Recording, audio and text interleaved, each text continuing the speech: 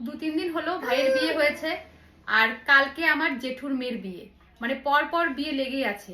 তারপর জেঠুর মেয়ের বিয়ে যেদিন শেষ হয়ে যাবে তার 2 দিন পরেই আবার পিসির মেয়ের বিয়ে, মানে বিয়ে লেগেই আছে। তো আজকে যাচ্ছি বাবার বাড়িতে, তো এদিকে ব্যাগপত্র গোছাচ্ছি। ভাইয়ের বিয়েতে বাবার বাড়িতে গিয়ে কেন 1 সপ্তাহ আগের থেকে থাকিনি, এ নিয়ে অনেকের অনেক প্রবলেম। কেন আমি এরকম করছি, বাড়ির থেকে রেডি হয়ে কেন যাচ্ছি।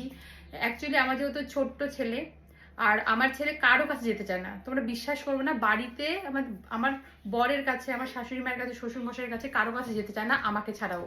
তো বিয়ে বাড়িতে গিয়ে ও অচেনা লোক দেখলে ভীষণ কান্নাকাটি করছিল।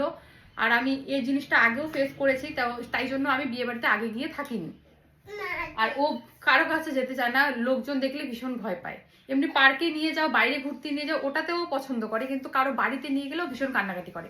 তো যেই কারণে আমি বাবার বাড়িতে গিয়েছিলাম না। তো আমাকে তো নিজের সমস্যাগুলো বা নিজের সুবিধা অসুবিধা দেখেই থাকতে হবে, তাই না?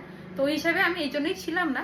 কিন্তু এখন যেহেতু বিয়ে বাধা চলে গেছে, আর জেঠিদের বাড়িতে বিয়ে, তো তাই জন্য বাবার বাড়িতে গিয়ে আমি থাকতে পারবো। লোকজন কম থাকলে তবু একটু ভেজালও কম করে। তো তাই জন্য আজকে যাচ্ছি বাবার বাড়িতে। তো ওখানে গিয়ে 2-4 দিন থাকবো এবার। আশা করি তোমাদের ভালো লাগবে। তো তাই জন্য এই যে ব্যাগপত্র গুছিয়ে নিচ্ছি। ওই বাড়ি থেকে আর কি বিয়ে বাড়ি যাবো, পাশেই বাড়ি যেহেতু। আমার বাবার বাড়ি আর জেঠুর বাড়ি শুধু একটা মাঝখানে দেওয়াল দেওয়া আর কি। তো এই যে শাড়ি, এটা আমি অনলাইন থেকে শাড়ি কিনেছি বিয়েতে পরার জন্য, যখন পরবো তখন দেখতে পারবে। খুব সুন্দর ব্লাউজটা।